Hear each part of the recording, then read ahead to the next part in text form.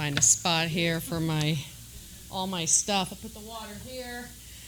Well, hi everybody. I'm Nichole and I'm an alcoholic. Hi, Nichole. I've been waiting all day to come up here. I just want to, first of all, thank the committee, all the people here. Bernie's not here. I'd like to thank him. Of course, he's the reason I'm chairing the Fort Wayne Convention. He's the reason I'm standing here. He's the reason a lot of times that I am doing the service work that I do. The wonderful person that really kind of pushes me to do things into this program that gives so back to me. So I'm grateful for that. Joe, thank you for letting me borrow the rock. I was telling Joe before the meeting that I'm a bit of a control freak. You guys aren't allowed to comment through any of this. My two daughters came. I'm a little nervous, I have to admit. None of my family, my husband or my children have ever heard my lead.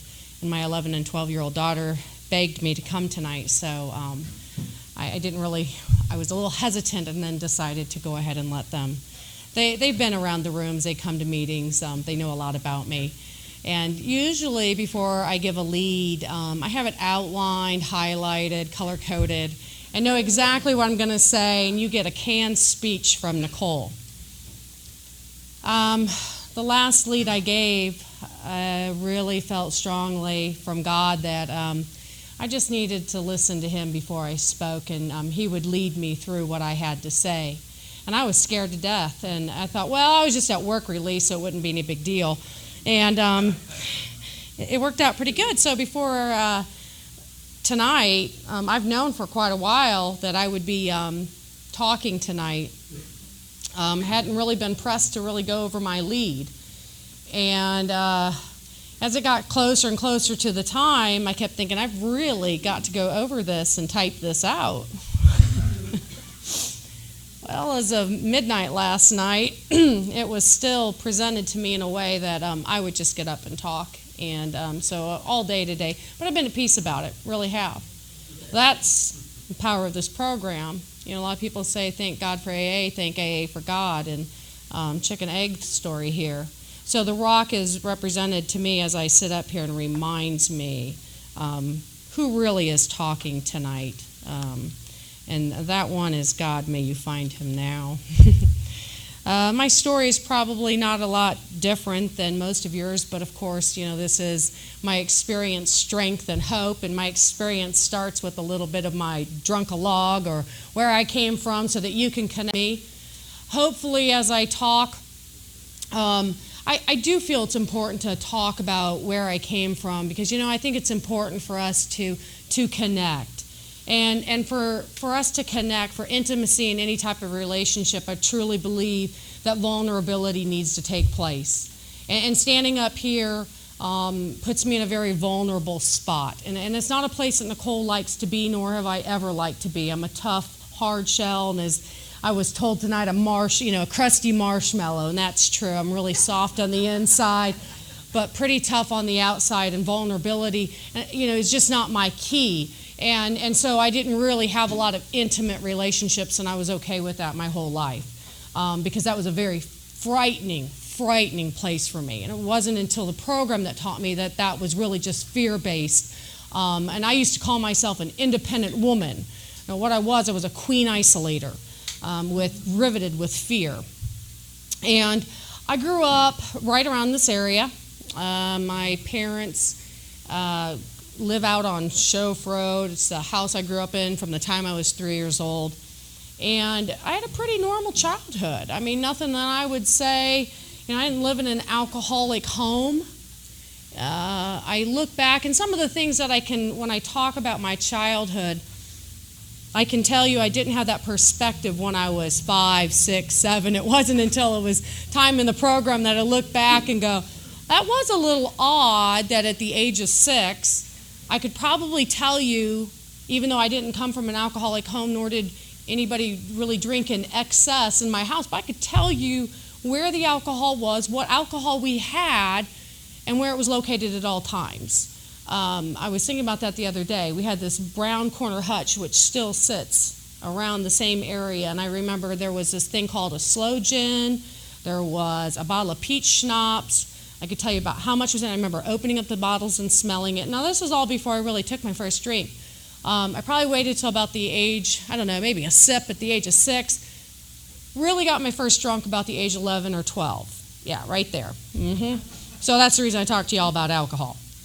So, and when I first when I first really had my initial feeling what alcohol did for me, oh yeah, that first moment, that warm feeling that would come down inside, that feeling that would come over me that life was okay, was a Christmas party at our house. And the women in my family would make something called sloe gin slush. Now, that was kind of an oddity for my family, especially the women in my family. They did not drink. Now, the men, that's a different story. They drank, but the drinking they did was lake drinking. That was beer drinking, uncles, grandpa, beer drinking. I mean, I just didn't know anything other than just beer drinking with the men. Sloe gin slush, that was just a little party drink that we had at Christmas. But I learned very early on that alcohol didn't freeze. And then if you poured the plastic ice cream container, that you could pour off the alcohol. And I loved the effect that I got. From the very beginning, I did not have alcohol come into my system. I did not feel a little woozy or nauseous and go, ooh, that's enough. I want more. And from that time on, I would seek after any opportunity to put alcohol into my system. And I think it was Mark that spoke, and you told a little bit that really resonated with me, and I remember it very well. I was raised Catholic, and we didn't use grape juice in the church. Oh yeah, you know what wine we're talking about. And so I became at a very young age a Eucharistic minister. And what that person, for you non-Catholics, is that is the person that stood up next to the priest and helped administer the body and blood of Christ, the bread, and the wine. Well, we were in a small church in Busco, and not a lot of people partook in that wine. And so you'd have these full glasses, these chalices left over, and we had this little room around the back. And it was a sin to dump that down the drain. I didn't care how old I was at that age. I mean, during those years of how old I was and whether or not it was proper for me to be down in a couple glasses of wine. And I learned that you didn't eat before that, and you could get a nice little buzz in the morning on Sunday mornings. I volunteered often.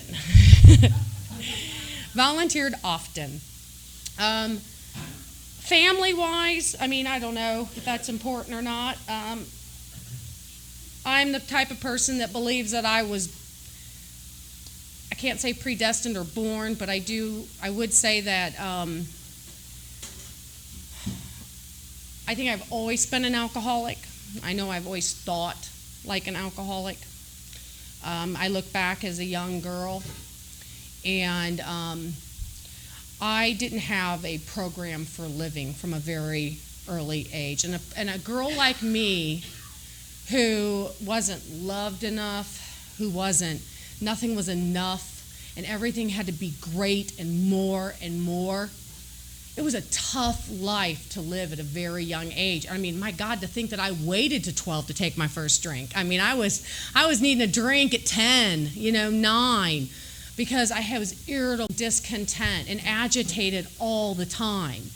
My parents, if I got hurt, I remember laying in bed, and if I had gotten hurt that day, that somebody didn't come in and ask me how I was or give me a second kiss instead of just one kiss.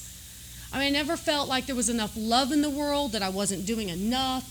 And so I had this issue with just perfectionism, that I needed to do things greater and greater and greater. It's hard life to live like that. I needed a solution, and I found one. Alcohol has never been my problem. It's always been the solution that I found. And when I found that solution, that made me finally feel like that I intuitively knew what to do. That was alcohol. When I put that in my system, I intuitively knew what to do. I could talk to anybody. I could feel comfortable in my own skin And in middle school, when you're already feeling a little awkward, and let me tell you, I really felt awkward. I was 5'10", had 11 size shoe. I was not the pretty girl.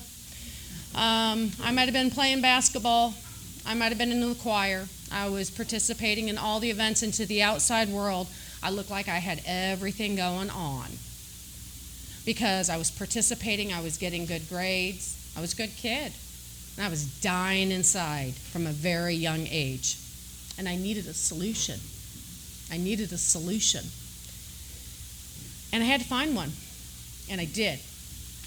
And I started drinking. Somebody else was talking, I think it might have been Mark too, was talking about being in sports. Somebody was talking about being in sports, and I connected to that too because I played sports all through high school. And so I was very careful with my drinking then. Because remember, I was a perfectionist, so I wasn't going to get in trouble. So I always dated boys that went to different high schools than mine. And so I could go to different area, town, so nobody would catch me drinking with them. Because I couldn't drink and get caught because I would be in trouble. I didn't get in trouble. I was a good girl.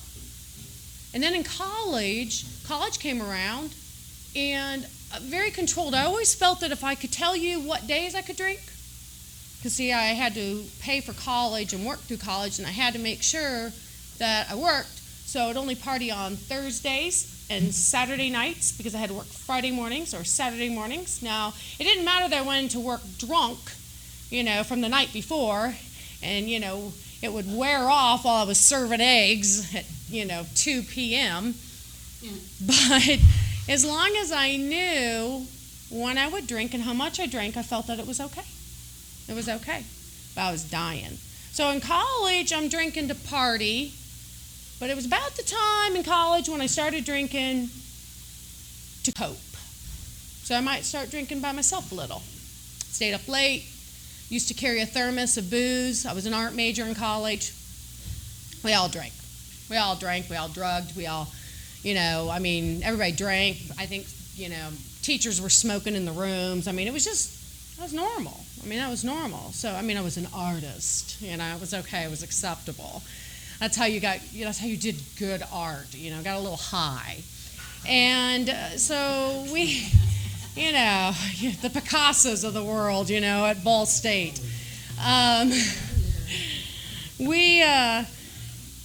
But I knew I drank differently from other people. I knew it because I felt it inside. And I was always different. I've always felt not quite complete. And alcohol made me feel complete. It made me feel good. And so I used it because there wasn't anything else. And about the early age of 19, everything in my life too also, even though I planned a lot, I also was a wing it too. If it sounded like a good idea, let's go do it. Let's just go do it. So at 19, I hung out down in Atlanta, Georgia with some friends because that's what we were going to do that summer.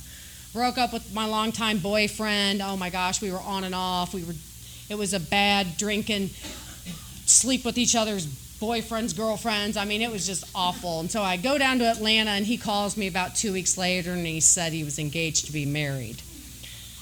I said, well, I'll show him. Found the first man that I could and got engaged myself. Didn't matter that he was 21 years my senior and lived in Birmingham, Alabama. Oh, yeah, I did it. Oh, yeah, my parents were so happy. They were thrilled. But ironically, this man had never had a drop of liquor hit his lips. And by God, none would come in our home. So you take this young girl at 20 getting married to a 41-year-old man, moved to Birmingham, Alabama, and I don't have a solution. Now, I tell this part of the story, my story, and some of you may get it, some of you may not, and that's okay. That's okay. God will use this for what it's worth. During those years, me personally was very spiritually fit. I had a good church group down in Alabama. It was a good time in my life spiritually. And so I didn't drink for 5 years, regular basis. There's a part of the story, there's a twist there. There's always a twist. I'm an alcoholic, there's always a twist. I didn't drink on a regular basis. I was not allowed to drink. I was in a very abusive relationship for 5 years. I stayed married to that man. And where's Dee? I'm not going to cry, so help me God, I'm not going to cry. I told Dee, I said, if I ever get emotional up there and start crying, I said, but by God, take me off the stand if I start crying over my ex-husband. I refuse to cry. I'm not crying over that man. We didn't have alcohol in the house. His father was an alcoholic and shot himself. And so he had made a decision at a very young age that he would never, he always said, he goes, I know I'm alcoholic, I'm just never going to put alcohol on my lips. To this day, I probably know that's probably true. And he knew it. So when a couple of times while I was living down in Alabama, I remember it's kind of like a couple of the stories in the back of the big book, where the guy says he just walks through a bar, he has no idea, wasn't planning on it, sits down, takes a drink, and before you know it, 3 days later.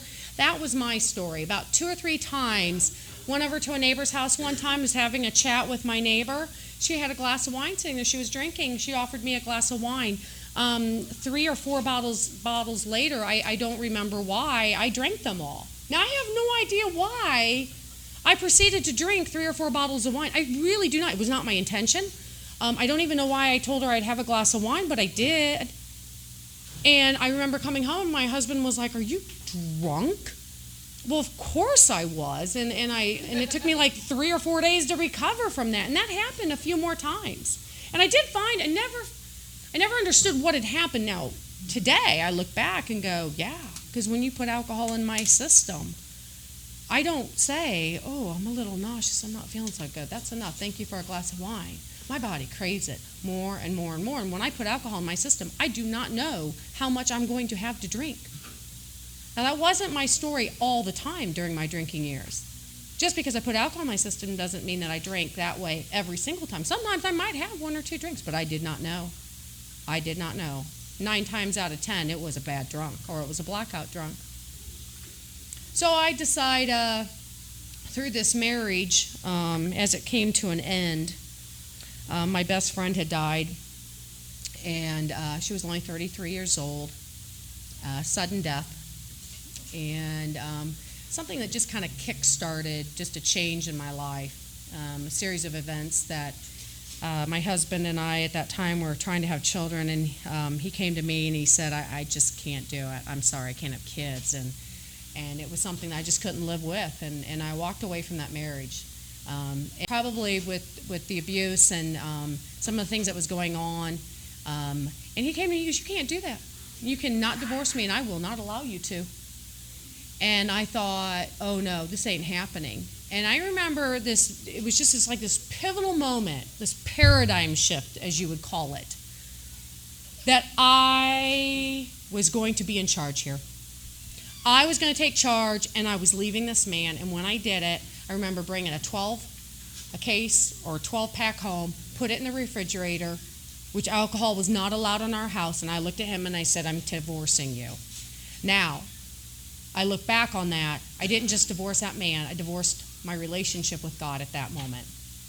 And that's the reason I explain that, because what happened at that time, I didn't think I was. I mean, I really didn't think that I was saying no to God or I was turning my back. What I was doing was I was becoming in charge, and I was going to do it my way because this wasn't working anymore. And so when I divorced him and said, I'm taking charge now, and from that moment on, and I started drinking that night, I didn't quit drinking until I came in. I was only about 26, 27 years old at that time. My sobriety date is September 24th, 2006.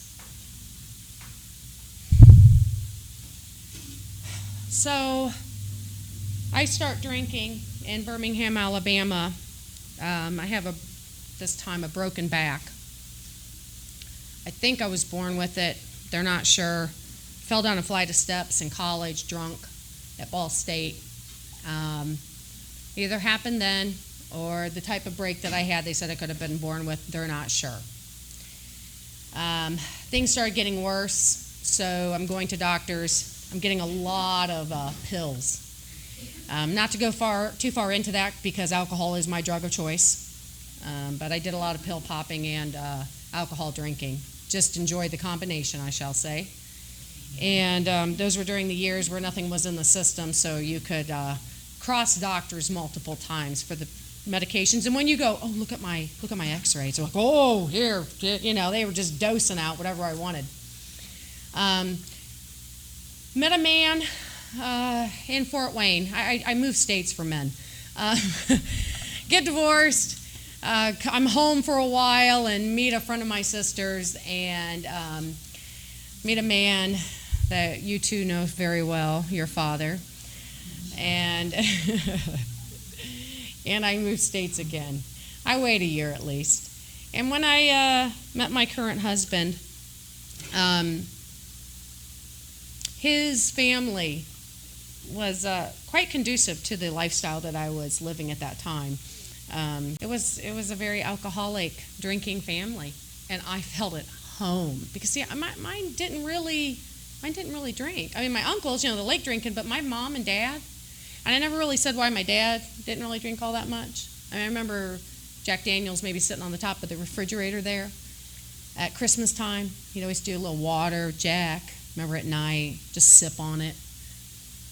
He watched, at the age of 9, he watched his father bleed out every orifice and die of this horrible disease.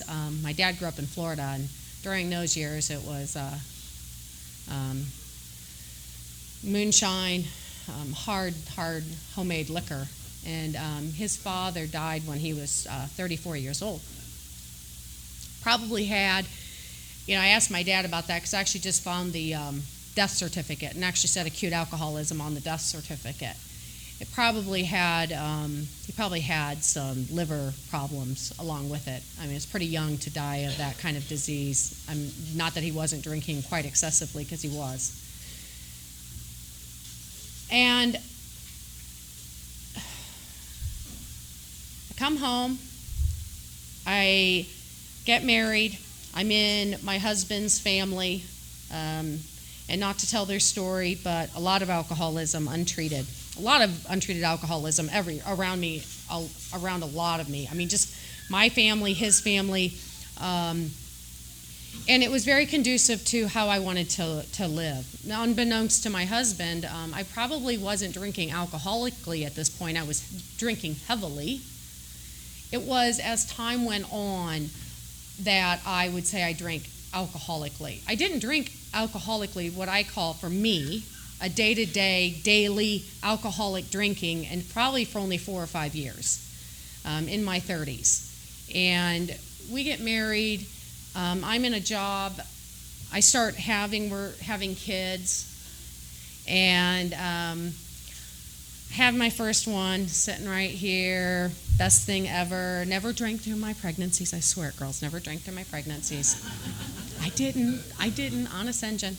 I never drank through my pregnancies. I worked too hard. I did IVF through all my pregnancies. I worked too doggone hard for those pregnancies to drink through them. But afterwards, it was almost like it just kick-started, man. Every time I would stop for a little bit, period, just kick-start right back into full-throttle drinking. And I'm sure there was some hormone shifts, changes, especially after women have babies, that do happen. And I did deal with a lot of depression after each one. And I started drinking. That's probably when I started drinking the heaviest. Things started getting really bad. My marriage is in the tank. I'm traveling because I'm in sales with my company. Very conducive to an alcoholic drinker. Very conducive. I was the type of person that traveled, and the only thing that I would do is look for the nearest liquor store or gas station. I either sat all night at a bar, or I would go find the nearest liquor store or gas station, load up, go back to my room, and drink till I got drunk and passed out. That was my story probably the last 4 years. Want to hear about my DUIs, OWIs, all that stuff? Got none. Want to hear about my job loss? Got none. Lose my kids? Nope. Still sitting here. Lose my husband? Nope. Tried. kicked him out so many times. Came into this program with a lawyer on retainer. He was gone. Till the day he said he never knew. It was so bad. He went down to the basement every night. We had beer, came home from work, carried a fifth in my briefcase, poured it into a Gatorade bottle, drank it on the way home, into the house, went to the refrigerator, grabbed a beer, chugged it. As I walked in the house, handed him a beer. If he even gave me a kiss or smelled alcohol on my lips, it was because it was the beer in my hand. Okay? Walked. We had a couple beers, 6, 12, whatever. Bottle of wine with dinner. He went downstairs, and he kept saying, we got to stop drinking like this. I'm thinking, drinking like what? And I'm thinking, that's heavy drinking? Because when he went downstairs, that's when I started drinking. I had a drawer underneath the dryer, above the dryer. That's where I kept my liquor. That's where I drank. That was just my cover-up drinking. I drank to drink. I had to quit drinking because I couldn't quit drinking. I mean, you guys get this, right?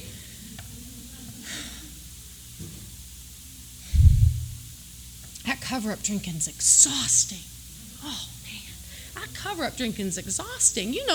Pulling the beer bottles forward so you could put the empties behind so you could still, till you got to the to the grocery store when you realized you drank 24 I couldn't have drank 24 in 2 days. That wasn't even my drinking.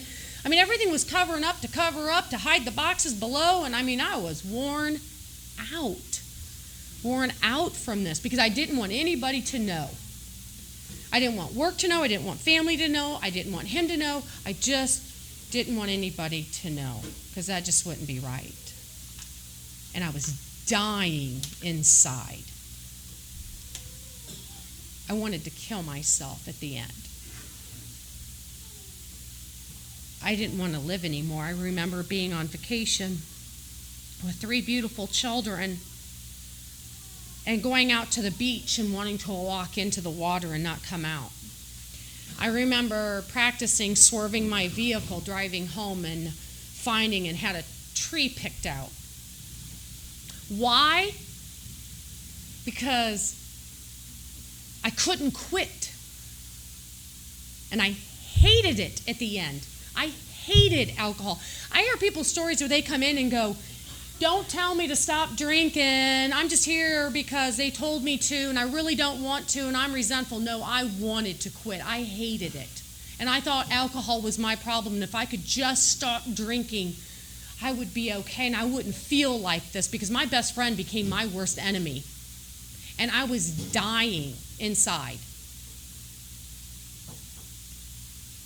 And the night that I had my last drink, I blacked out, which was pretty normal when you're taking handfuls of Ambien and Vicodin and passing out every night.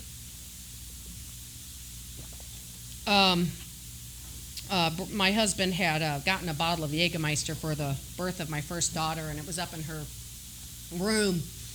Must have ran out of alcohol because I actually just had this splashing moment of dragging it out of the freezer and just chugging. Just that whole never enough, just chugging. Everything was always chugging for me.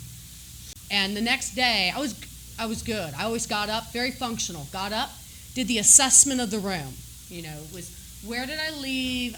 I don't care how drunk I got. I always made sure I did a cleanup the next day to make sure I didn't leave too many bottles, too many glasses, could not have anybody see what I had done.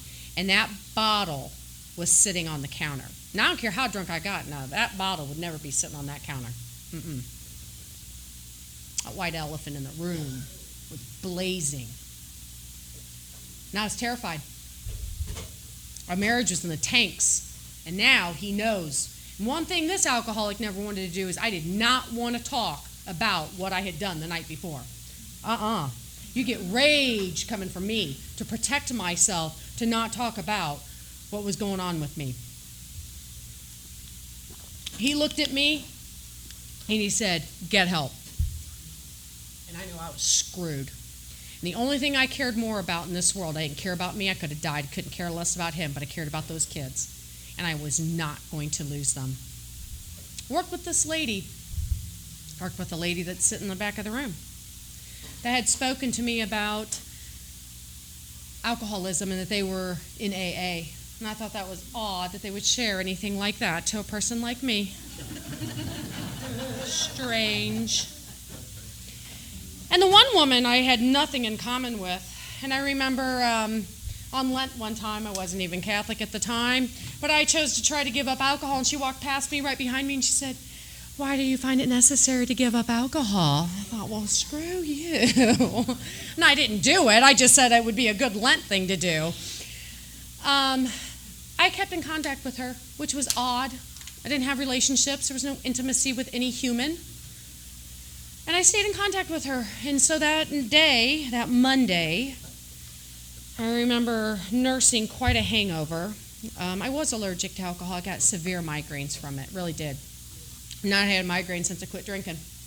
And when my husband said, you need to get help, I made a phone call to her at 4 o'clock in the afternoon because she probably wouldn't get home till 5.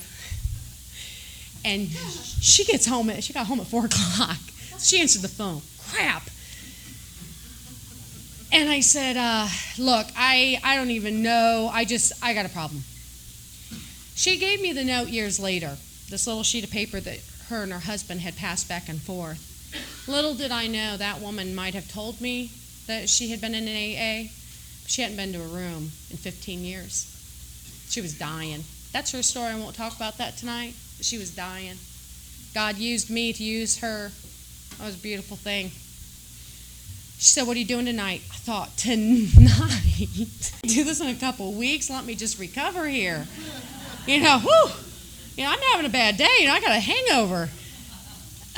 She's smart woman. Knew if she didn't get me to a meeting that night, it'll look pretty good by the next day. I'd have been okay. It was always okay the next day. I was going to quit. I was going to quit the next day. Always going to quit the next day. Because when I'm feeling okay, I'm okay to drink. And she took me to Monday night St. Vincent's meeting, which was my home group. For a long time, it still would be, but we kind of divided. Building got torn down. So my home group is Huntertown 12 and 12 in the United Methodist Church on Monday night at 7:30. Come join us anytime. And she went and took me to that meeting, and I remember just being absolutely terrified. Terrified, because that's where my parents got married. I was baptized, St. Vincent's. I didn't want anybody to know. I was mortified that I couldn't stop drinking. I mean, what kind of person can't stop drinking? I was terrified. I'd know somebody. I wanted to come in with a baseball cap and sunglasses on. I mean, I didn't want anybody to know this. And I was so grateful when I walked in. There was probably only 9-10 people in that meeting. Can you believe they talked about the first step for 2 weeks in a row? I still chuckle when a newcomer comes in and we talk about the first step, and they're probably thinking, wow. Yeah, they were there for me. It was amazing. I asked that person to be my sponsor that night because they said something about, hey, you might need to get a sponsor. That's somebody that's going to walk you through. And I thought, well, that's wonderful because I just need somebody to show me how to stop this alcohol into my mouth because I don't know how to stop doing that. That's all I want to do is stop putting that liquid into my mouth. Please help me. If they had told me to jump off that bridge tonight because you're going to stop drinking if you do that, I would have done it. And then this is the part that I choke up on. Almost 8 years and I still choke up on it. That night in the meeting when I was sitting there, it was probably about 8 o'clock. People were going around the rooms talking. And for the first time in my life, I knew that night when I went home, I wasn't going to drink that night. And I didn't know how that was possible because there had never been a night that I could not drink. And God relieved me that night. Now, that's not everybody's story, and it's mine, and I don't know why. But I knew I wasn't going to take a drink that night, and I didn't know how. And I just ran with it. I went home, and that sponsor, she was just a beautiful thing in my life. She emailed me every day. And I know people talk about, you got to do 90 and 90. I didn't do 90 and 90.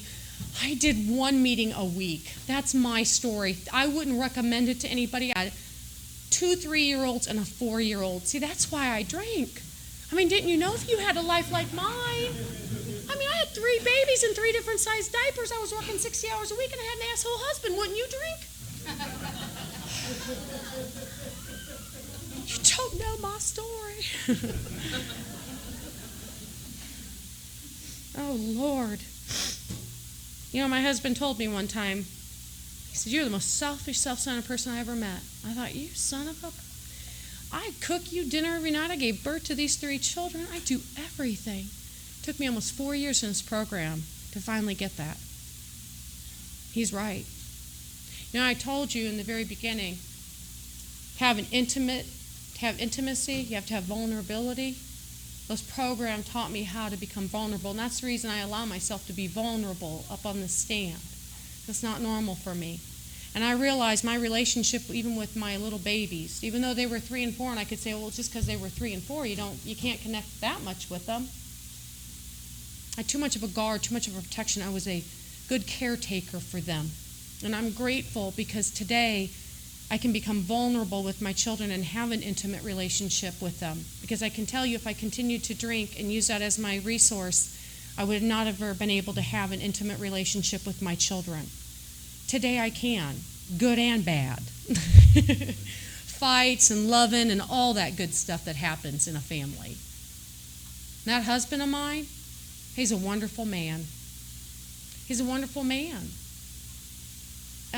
Jo talked about it. She said she had multiple husbands. He probably has had multiple wives. And I consider myself with multiple husbands with him. Because our relationship has grown, and because of the program, it has taught me how to become a mother, how to become a sister, how to become a friend, how to become a worker. It taught me all of those things. And, you know, I do find it quite ironic. You know, they had mentioned I'm going to chair next year. I didn't want anybody to know, as I told you. It took me 2.5 years to tell my parents that I was in AA. It really did. It took me 2 years to do my steps. I didn't want anybody to know. And I remember the first convention I went to downtown. And I had only been, say, September, like 4, 5, 6 months sober.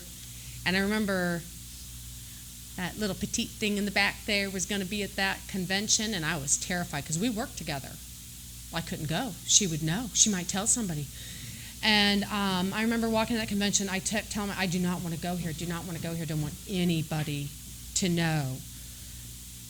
Now I knew it was an anonymous program. I didn't care. I didn't trust anybody still. I didn't trust anybody. I didn't trust myself. And I know God's laughing his butt off last year as I'm standing up voicing last year's convention. 6 years later, I'm standing up there for God and everybody to see me.